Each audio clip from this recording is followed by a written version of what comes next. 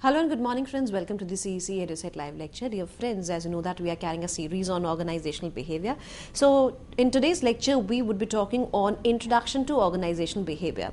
In the first half, we would be discussing on definition, need and importance of organizational behavior, whereas in the second half, we would be discussing on contributing disciplines to organizational behavior as well as some of the models of the organizational behavior. And for this very discussion, we have once again with us in our studios Dr. Namita Rajput. Dr. Namita Rajput is Associate Professor in Department of Commerce, Sri Aurobindo College, University of Delhi. Dear friends, we would like to tell you all that Dr. Namita Rajput is the most appropriate person, the most appropriate professor to talk on organizational behavior because she has authored a book called Introduction to Organizational Behavior, and this book she has authored for the BCom students. So let's welcome Dr. Namita Rajput and let's try to grab maximum knowledge from her. Hello ma'am, welcome to the EduSet lecture. Good morning. So good morning friends. So here are the lecture series on the organization behavior. So in the first part of the lecture, I will be giving you some kind of an introduction, definitional aspects of organization behavior and the need and importance of organization behavior. So starting with my lecture, so first let us know the concept of an organization. We can define the term organization as two or more individuals who are interacting with each other with the deliberately structured setup and working mutually supporting and interdependence to achieve the few common objectives. So basically, why do we study the organization behavior? Now, this is a very important concept these days that we have to understand the psyche of the people who are working in the organization. We have to understand why the organization people are behaving this way. And in order to understand deeply, so let us spell out the reasons of why study an organization behavior. In the organizations, we require to have the basic understanding, the prediction and influence of other behaviors to apply various concepts relating to other functional areas like finance, marketing, etc. on the people and question some of our assumptions about the human behavior. Now, to have a better understanding of self and self in relation to others and to basically understand the group dynamics and to enhance the leadership and decision-making skills. So taking it forward, the organization behavior is a kind of a interdisciplinary concept in which we have to understand and we have to implement various disciplines together to have the insights of why people are behaving in an X manner and why are people behaving in a Y manner. The organization behavior is concerned with the study of the behavior of the people within an organization. It not only entails the understanding, but the prophecy, prediction, and the control of the human behavior and the factor which influence their performance in the organization. Every now and then, some people are performing better, some people are performing worse. So we have to spell out that why are they behaving this way, why their performance is dropping, why their performance is moving up. So organization behavior centers around all these reasons that why people are excelling in their field, their proficiency level, their contribution, their profitability aspect, their overall profitability in terms of their contribution which they are extending to the organization. Organization behavior also encompasses not only the whole of the management, it is more accurately and narrowly defined in terms of the behavioral aspects of the people. So organization behavior only centers around the behavioral aspect of the human beings which are part and the parcel and are on the payrolls of the organization. All the organizations, they face basic challenges in terms of some kind of a psychological disturbances, sometimes of their, the right kind of inducements are very essential to affect their behavior levels. Now, if the psychological contracts are created, maintained and managed effectively, the result is that the overall productivity will be enhanced and overall now this is a concept and the domain of the organization behavior. Now, the basic differences are there within an individual. Now, in terms of every person is different from the day of the birth because we are born and brought up in a different setup. Some people are born in a Hindu family, some people are born in a Christian family. So we are tagged and we are very different right from the right from the time we take a birth. Now, every person is distinctive in nature. They have their own set of skills, they have their own experiences, and because of the experiences they face throughout their life, it makes them a different individual. So every individual differs in a very several ways, like basic intelligence level, physique levels, personality, learning capabilities, communication abilities, etc. So which makes each individual a distinct person compared to the other. The whole person indicates that when an individual is appointed in an organization, they are hired because of the different set of skills. Some people are good in marketing, so they are hired as the marketing executive. Some people are good in research and development, so they are basically taken, their services are taken and rendered in terms of their research and development skills, because this is what they are, capable of, and the work which is endorsed to them is according to the personal capabilities and the abilities they have. Some people have different set of skills, some people have different set of abilities. And sometimes, there is a problem that some people behave in a very different way. Some people are very nasty in their behavior, some people are very rude in their behavior. So now the role of the organization behavior here is very important, because otherwise if an individual is docile, is very efficient, very polite, and sometimes if his behavior is not up to the mark, so definitely there must be some cause behind it. So we call it as a caused behavior. So we have to root out that why an individual is behaving this way. We have to find out and spell out the cause behind it, because if that cause is rooted out, again he would be the same individual as he was before. So managers have to investigate the cause and tackle the same issue in the same manner.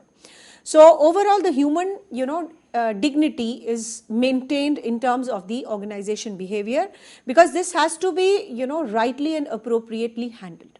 Because human beings, they are a bundle of likes and dislikes. They are a bundle of different abilities and skills. They are distinctive in nature. And sometimes because of certain circumstances which are beyond their control, they are behaving in an X manner. So we have to overall spell out that why, what was the reason behind it, and how this can be tackled very nicely.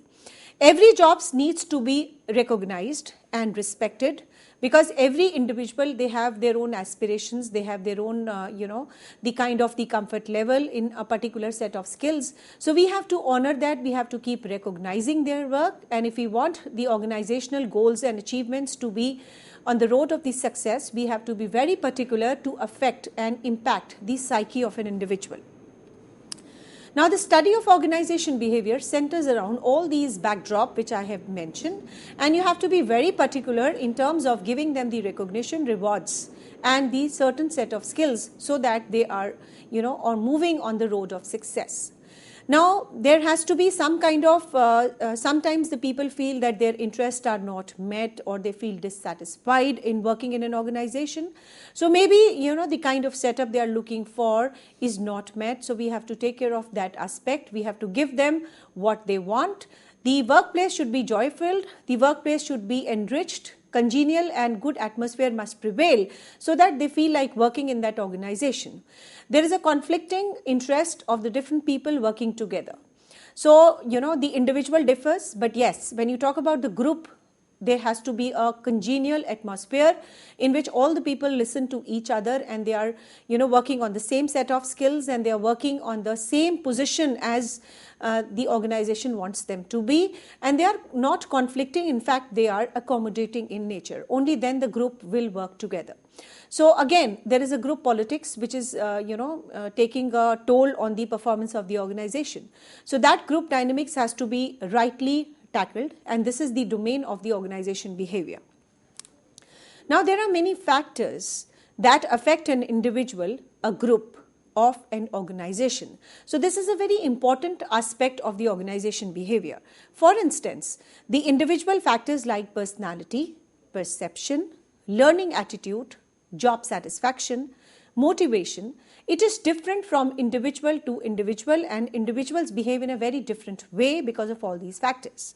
Whereas, now when we talk about the group factors, it includes the leadership, it includes the power and the politics and the communication and the conflicts behind it. So sometimes the people feel, stressed out. Some people change the way they are working. So overall, the reasons for the individual and for the group is different. Now let us now study the definitional aspect of an organization behavior. Organization behavior is a systematic and orderly study of the human behavior, attitudes and performance within an organization, drawing on the theory of methods and the principles from such disciplines as psychology, sociology and the cultural anthropology to learn about the individual perceptions, values, learning and capabilities and the actions while working in the groups and careful application of the knowledge about how people as individuals and the group act within the total organization. It analyzes the external environment, effects on the organization and its human resources, missions, objectives and the strategies. So this is a very extensive, comprehensive definition which we have seen of the organization behavior. So what have we mentioned about this definition? And this definition highlights the following things. So let us have a look on this slide. First, the way of thinking. Definitely the organization behavior requires clearly identifying the levels of analysis, that is the individual, group and organizations. It is a multidisciplinary because it draws the principal theories and the models from psychology, sociology and cultural anthropology. It is having a humanistic orientation. It assumes that individual feelings, attitude, perception, goals, etc. are more important to the organization, and it is performance oriented, that is it focuses on whether and why the individual organization performance is high, moderate or low. Definitely it also centers around the external environment which is substantially impacting the organizational behavior, and it is having a scientific methods. It plays definitely a very critical role in organization behavior research. It is application oriented also, as it is concerned with providing a useful application answers to the management problems. Now basically overall it is all dealing with the behavioral aspect of the human beings. So there are some prominent definitions which have been given by Keith Davis, Stephen Robbins and the Alec Brief. So overall the whole concept again lies on the human behavior. Why are they behaving this way? What are the basic factors because of which their the performance is influenced? And definitely the individuals interact with one another. There is a group which is definitely there in each organization. There is a combined behavior which also creates a lot of problems sometimes because there is a group competitions also, because so for example there are 3 or 4 groups in an organization, so every group wants to compete with the other. So for that matter, they adopt certain different ways and means to prove themselves that they are the best in the organization. So it is not the individual, not only the individual competition, but the competition amongst the group also. This is a group dynamics, that is each one of them prove in a group that they are the best. So organization behavior is a very systematic study to understand and have the basic insights to study the attitude, behavior and action of the people in this regard.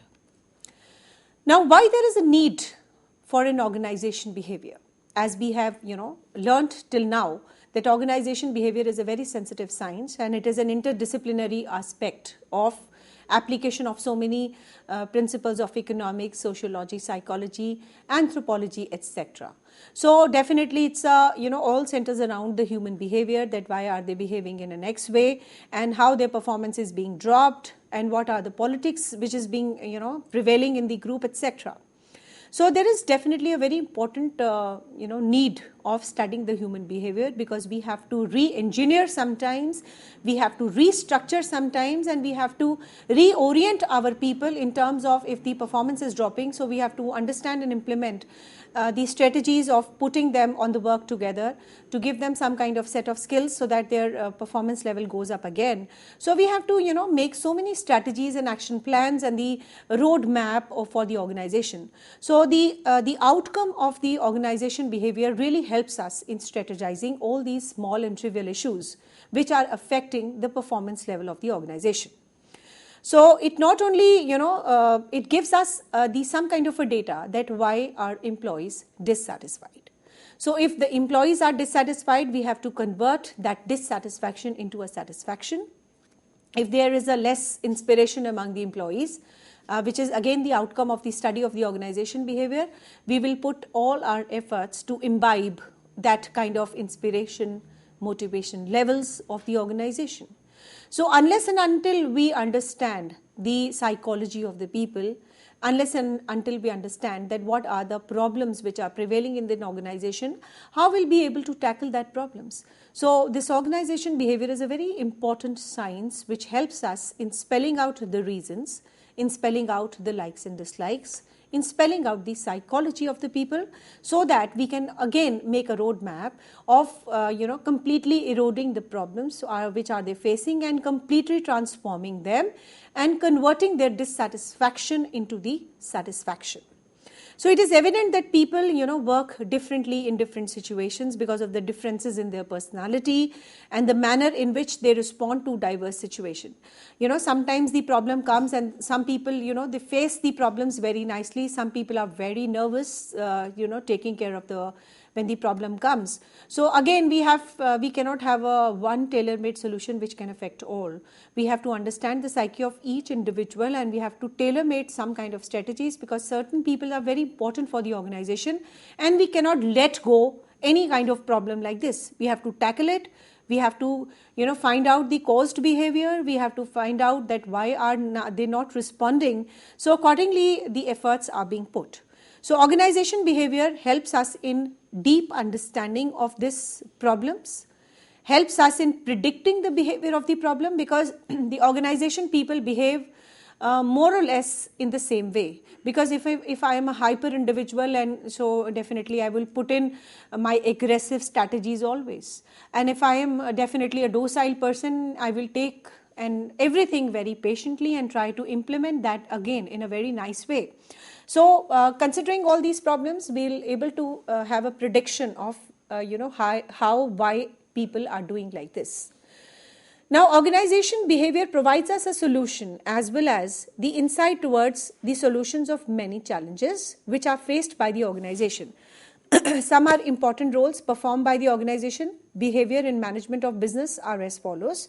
First, it helps us in deep understanding of self and the others.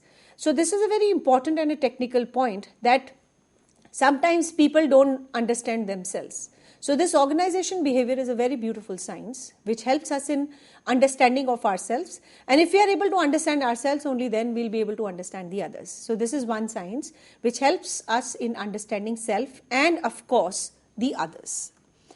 Secondly, it is again very important because it helps in individual understanding of the individual behavior, that why an individual is behaving. It try and analyze why and how an individual behaves in a particular manner, and it also entails why an employee performance is different from the other employee.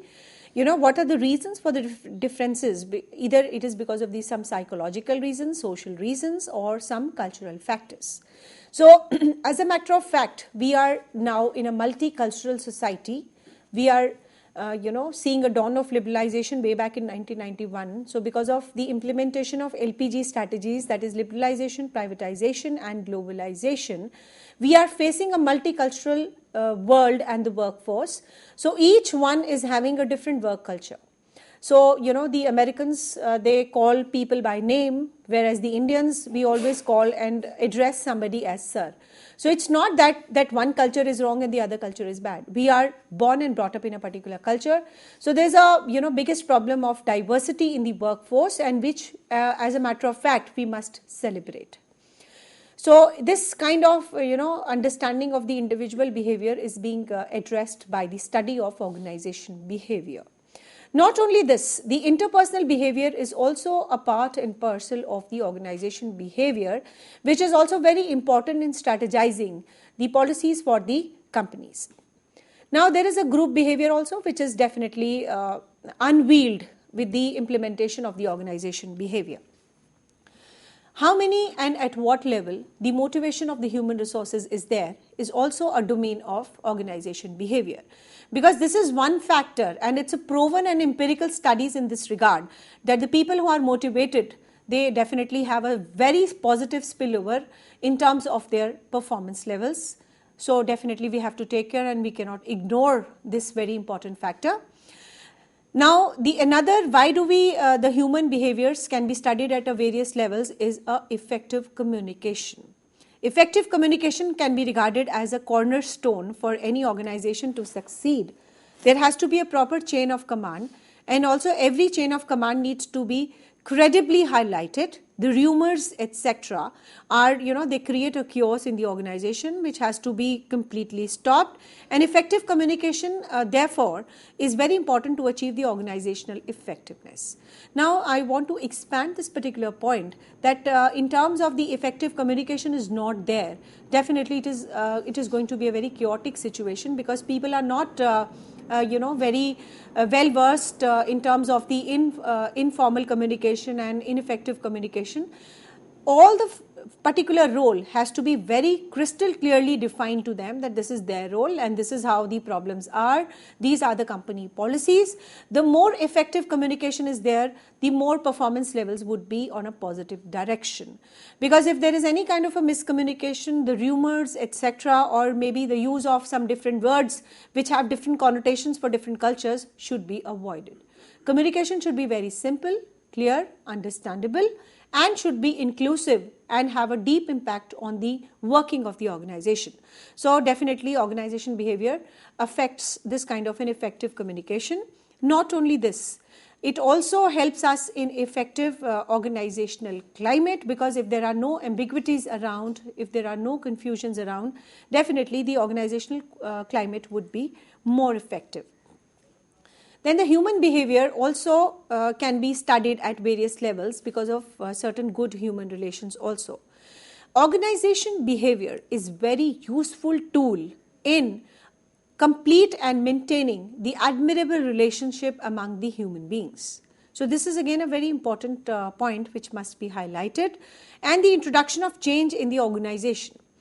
Organization all across the globe undergo changes as a result of the changes in technological, social, political and other environment. So it is also very obvious that the changes are often resisted, and the study of the organization behavior and its tenets help in organization to successfully devise the formulations to bring about the radical changes in the organization.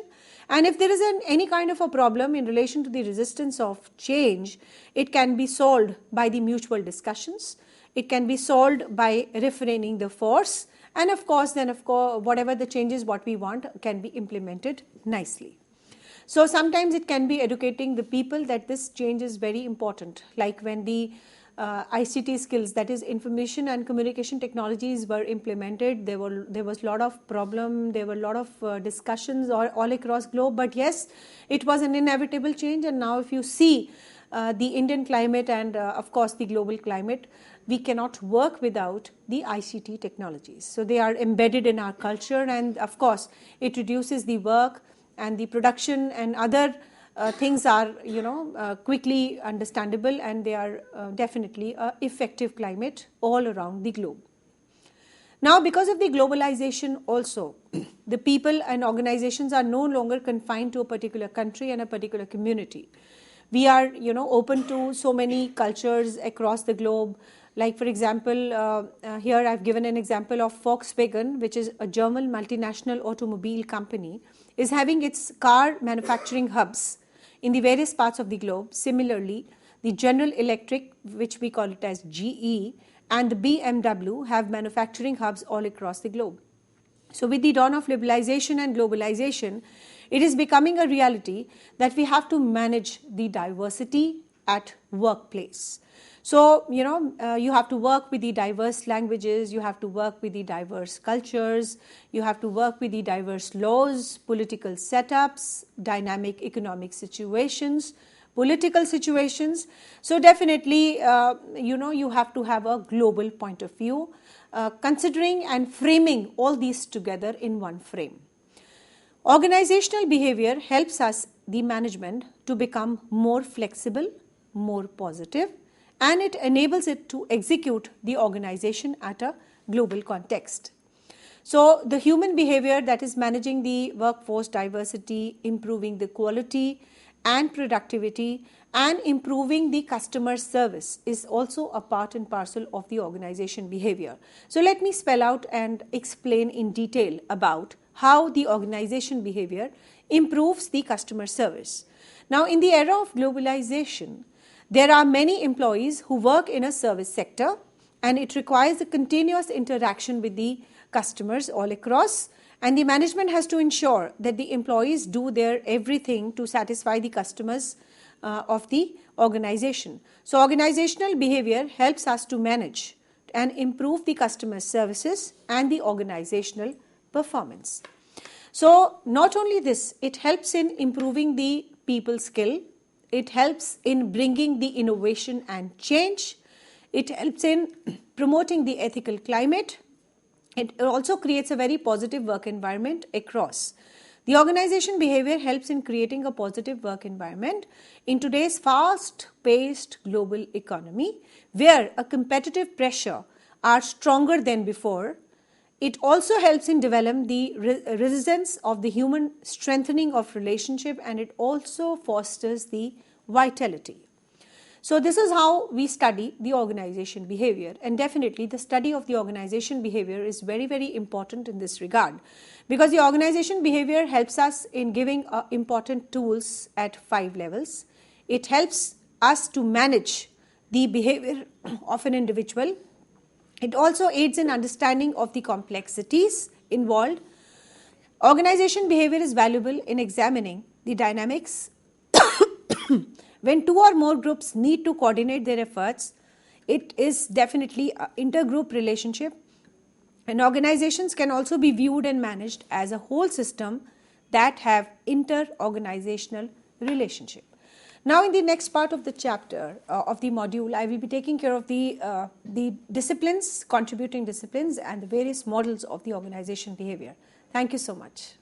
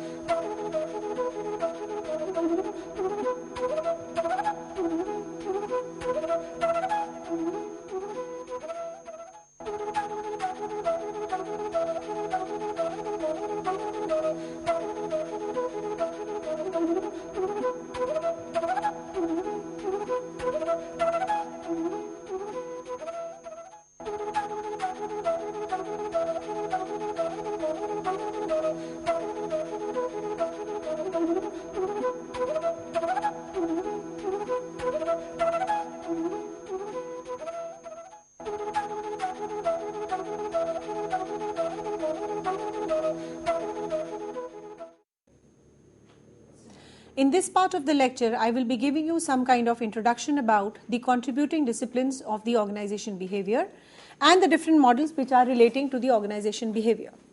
Now, the first and the foremost discipline which contributes a lot to the organization behavior is the psychology. Now, psychology is an applied science, as you all know, which attempts to explain the human behavior in a particular situation and predicts the actions and individuals. Almost all aspects of the behavior are studied by a psychologist. It has contributed towards various theories on learning, motivation, personality, training and development, and the theories on individual decision making, leadership, job satisfaction, performance appraisal, attitude, ego, design, work stress, and conflict management. Psychology contribution has been the most, and therefore it is enriched aspect of the organization behavior. Now see, we have highlighted so many issues here. So psychology has everything to do about the personality, about the ego state, about their performance levels, about their culture, about the decision making, about the leadership skills, etc. So the contribution of psychology has enriched the organization behavior study, because learning is very important understanding of the organization behavior. Some people have a skill to learn fast. Some people have, they are tardy in their approach. So they take a lot of time to pick up everything, etc. So the major, the focuses of the other contributing disciplines is a sociology. As we know, the major focus of the sociologist is on studying the social systems in which the individuals fill their roles, and the sociologist concepts, theories, models, and the technique they help in significantly to understand the group dynamics, organizational culture, formal organization, theory and structure, organizational technology, bureaucracy, communication, the power politics and the intergroup behavior in a better and enriched manner. A social system is an operational social unit that is structured to serve in a particular purpose, and it mainly constitutes of two or more persons of diverse status with entirely different roles playing patterns that is sustained by a physical and the cultural base. Now, when the analysis of the system is done, the following essential exist. That is, the people and the actors, the acts or the conducts, the ends and the goals, the major objectives, the beliefs of the people, the status relationships, the authority or the power of the influence with the other factors, and the role expectations, the role performance, and the role relationships. So therefore, the organization is viewed by the sociologist as consists of a variety of people with different roles, states, and the degree of authority. The organization attempts to achieve certain generalized and the specific objectives. Now, we have studied till now the major aspect, which was a major contributing discipline, was a psychology, and the second we did was a sociology, which is definitely a part of the social unit.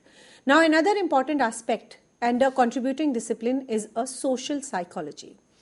Organizations are the official assemblage of the people who are given a specific jobs, and they play a very vital role in formulating the human behavior.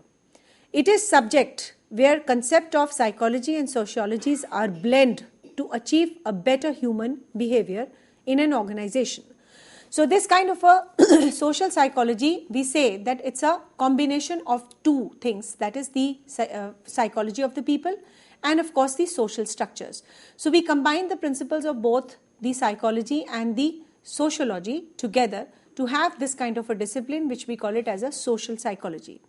So it basically focuses on how groups, organizations, and the social categories of the people are organized, how do they function, how do they change.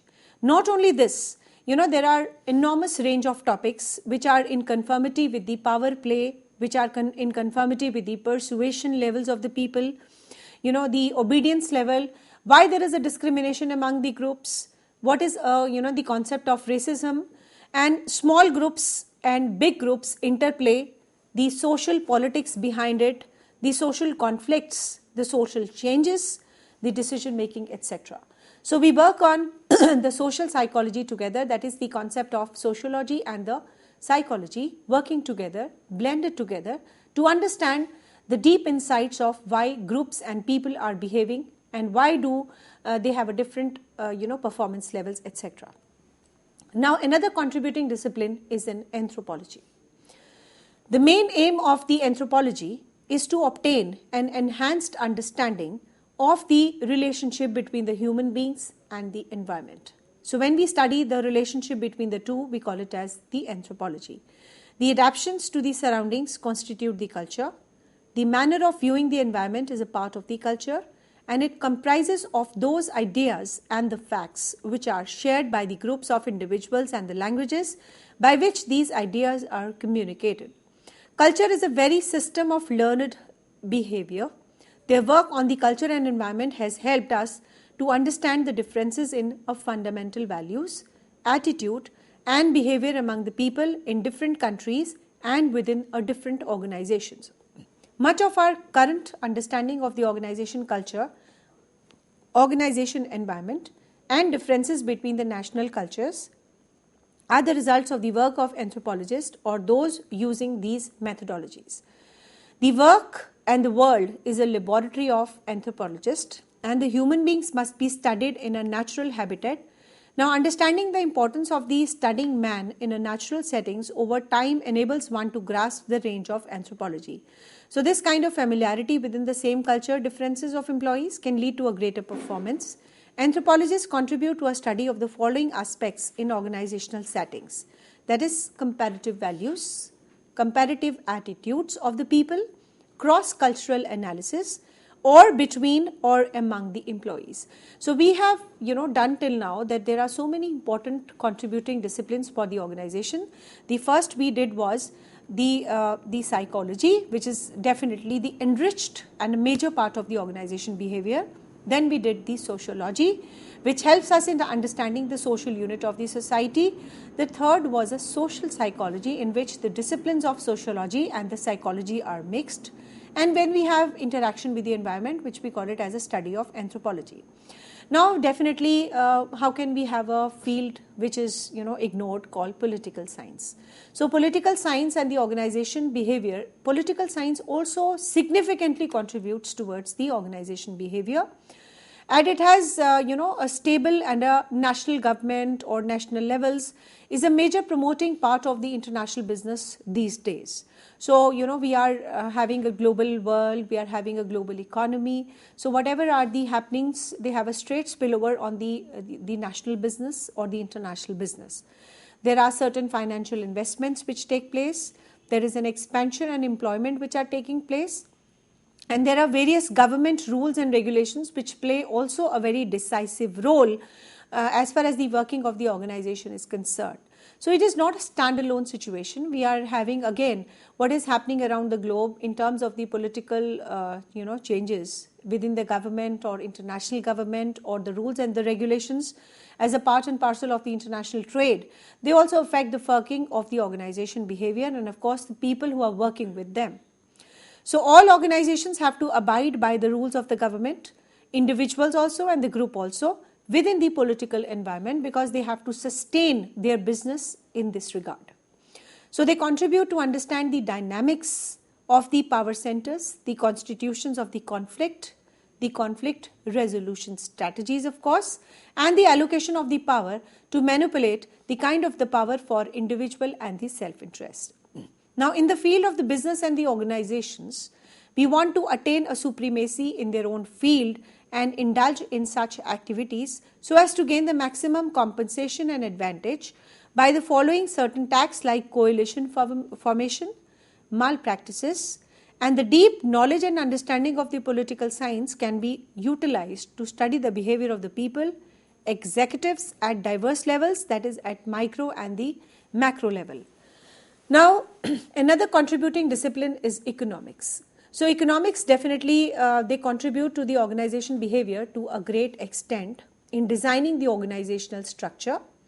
Organization structure is affected by the transaction cost, implied cost, the component of an exchange on the market. Economic examines an extent to which the organization structure and size of an organization varies in response to attempts to avoid the market failures through minimizing the production and the transaction cost, within the constraints of the human environmental factors. So as a matter of fact, these hierarchy of networks, this changing conditions, the changing policies of the economics in terms of economizing function, etc., they are all a domain of the organization behavior. And definitely all these contributing disciplines are very important, because the application of the principles of these contributing disciplines will have a deep understanding on the organization behavior of the people. So now let us do certain models of the organization behavior. So we will all study the 5 types of model: the autocratic model, custodial model, collegial model, supportive model, and the systems model. So these are the 5 models which will be a part and parcel of this kind of, the study of the organizational models. Organization behavior, as explained by the various theorists and the study, is the application of how people, individuals, and the group operate in an organization. It interprets the relationship between them. It also needs to provide the deep understanding of how the human objectives are met, organizational goals are, social invasions in the long run, etc.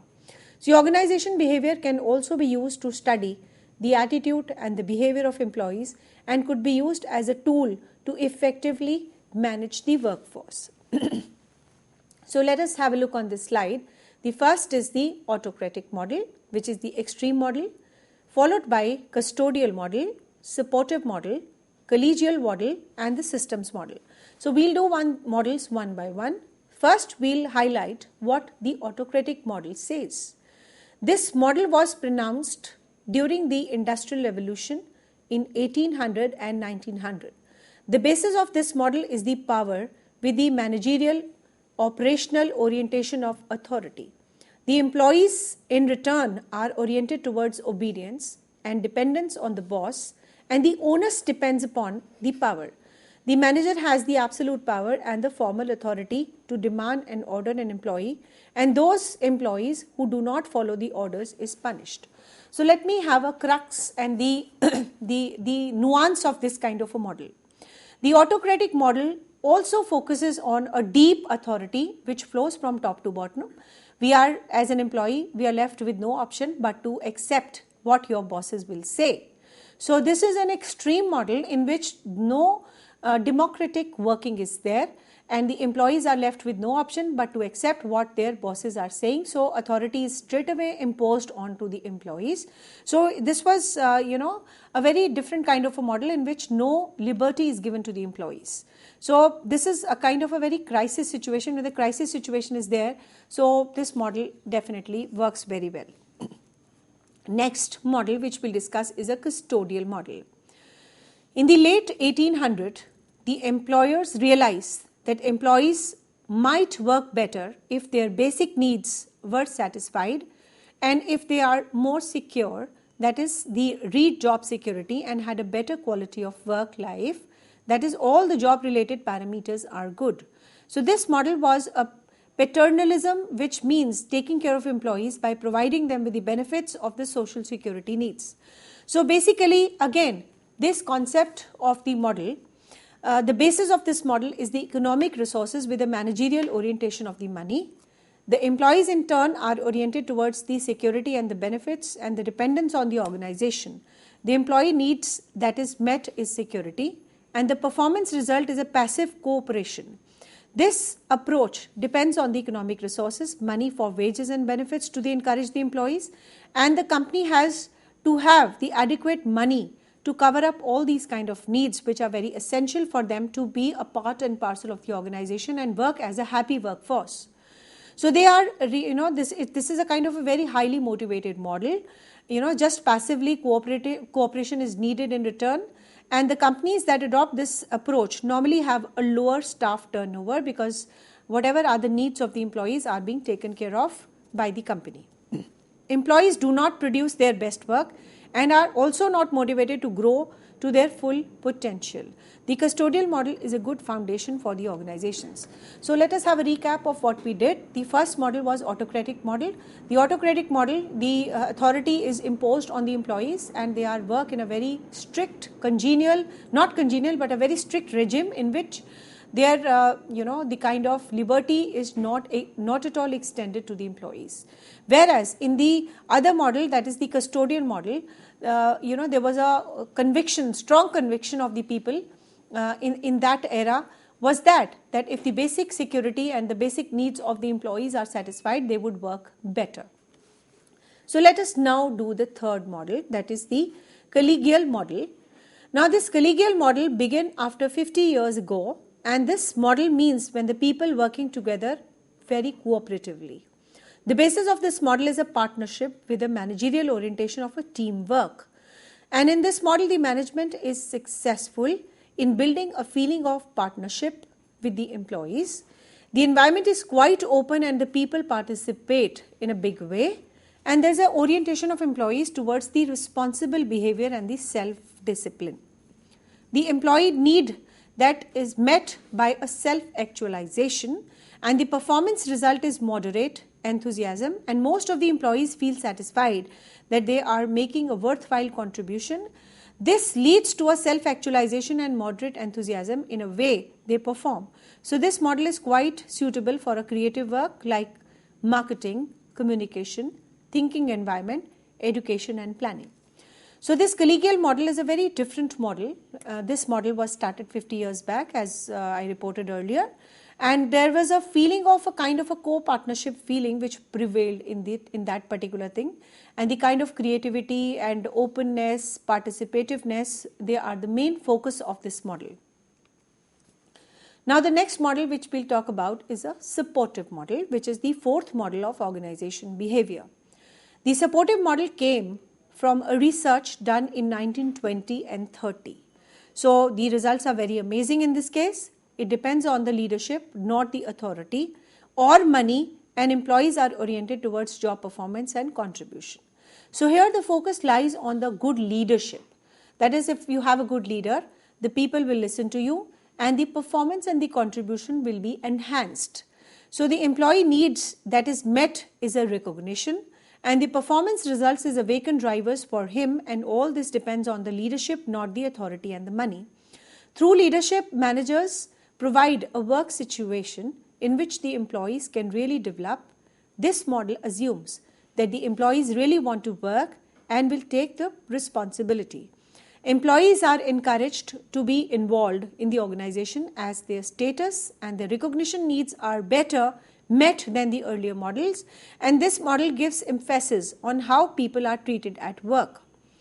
An understanding and supportive manager helps the employees solve their problems and accomplish their work. However, some managers may agree with the model but not actually practice at all in the work. In the Westernly world, this model is followed by widely because it responds to the employee drivers for complex needs. Supportive model is essentially useful in production workplaces. Employees in developing countries are aware of the management practices around the world and demanding more modern approaches. So this supportive model focuses on a good leadership. If the leader is good, definitely the orientation of the employees would also be good and they will be able to, produce well. The last model which we'll talk about is a systems model. An emerging model of the organization behavior is a systems model. It is a result of a strong research and seeking for higher meaning at work by many of the present day employees. They want something beyond paycheck, job security from their job. This model helps them in growing a sense of community among the co-workers, and a sense is given to them that they are an important part of the system. So friendly environment, self-motivation, trusting them and affecting the employee psychology are the main features of this model. Employees are encouraged to be essential part of the system through effective leadership managers and of course giving them the good working conditions in which they can develop. This model assumes that the employees want to work and will take the responsibility. Employees are encouraged to be involved in the organization, employees are very strongly motivated because their status recognition needs are better met with the earlier models. The supportive model is not about money, it is about the people are treated at work, how they are treated at workplace. A supportive manager helps the employees solve the problems, accomplish them their work. However, some managers may agree with the model but not actually practice it at work. So this model is followed widely because it responds to the employees' drivers for complex needs, and it is essentially a very useful part of the production. Employees in developing countries are also aware of the management practices which are followed in the organizations world over, and thereby demanding more management practices like the systems model. So this system is a very unique system of its own kind, because here the employees' focus is not money. They want something beyond that. So this beyond aspect is covered in the systems model. They are made to believe that yes, they are the most important part of the system, without which the organization may not exist as it should be. So they are treated very nicely. A co-partnership worker feeling is prevailed in the organization. All their job security needs, their self-actualization needs are being met. So there definitely it is a very important psychological aspect which has to be taken care of, and this models definitely caters to all this kind of a psyche of an employee, that he is most important component of the system and he can contribute to the best extent possible in terms of achieving the performance levels of the organization. So let us have a comparison of all the 5 models together in one frame.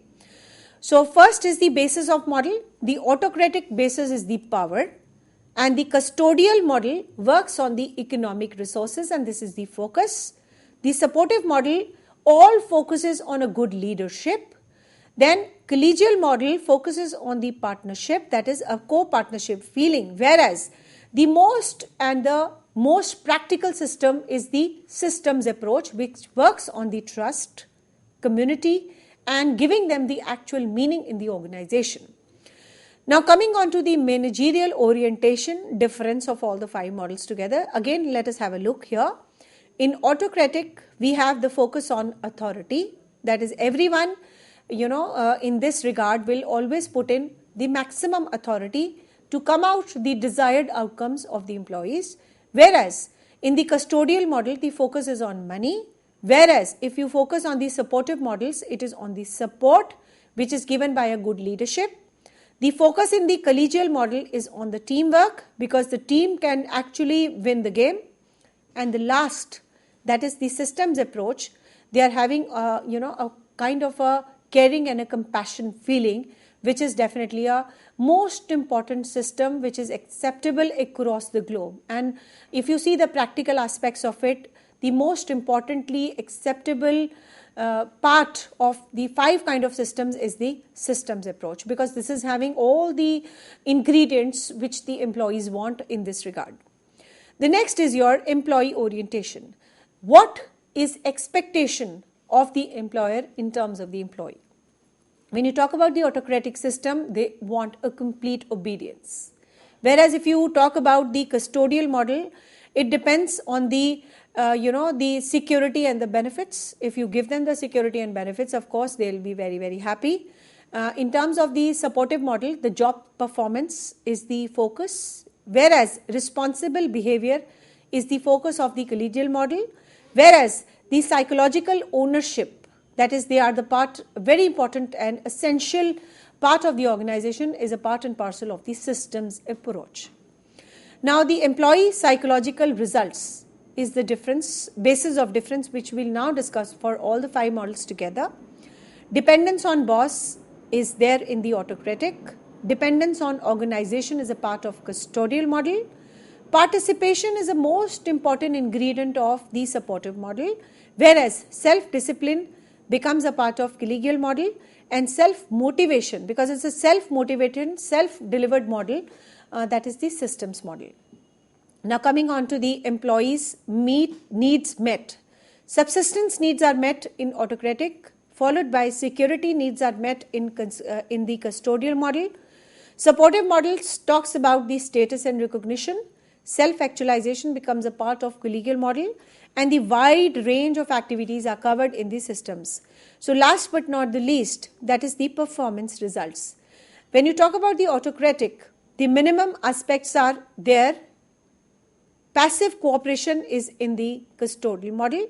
Awakened drives is a part of the supportive models. Moderate enthusiasm becomes a part of collegial model.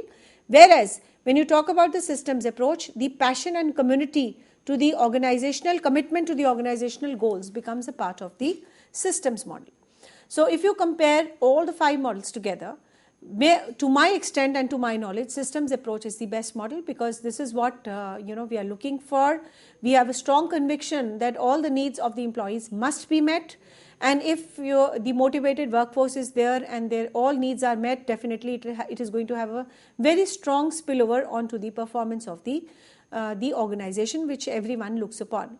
So in today's lecture, we have talked about the various models. We have talked about the importance, that why there is a study of organization behavior most important, what is the outcomes of studying the organization most important, and we have done a comparison of autocratic, custodial, supportive, collegial and the systems model. So autocratic model was prevalent in the yesteryears, followed by the custodial, then supportive, then collegial and then system. So as and when we move ahead in life, and as and when the complexities move up, so there is no room for an autocratic custodial model, whereas the modern kind of setups we are looking for is a systems approach. So this is a kind of a system which everyone is striving for, to enhance the productivity, to be a part of the system, and overall the enhancement, productivity, organizational goals are met if we look for a systems approach. So with these words, I give this dais to Geetika. Thank you so much for giving me an opportunity. Thank you so much. With this note, we would like to thank Dr. Namita Rajput for giving us a very, very productive session. And dear friends, of course, your feedbacks are very, very important for us. Do write to us at info.cc@nic.in. If you have any queries which you like to be answered, then definitely you can write to us and we will try to give answers to your questions the next time when Dr. Namita Rajput visit our studio. And very soon we are going to upload this lecture on YouTube for you. So keep watching us, keep writing us. We are there for you. So once again, I would like to thank Dr. Namita Rajput. Thank you, ma'am. Thank you so very much.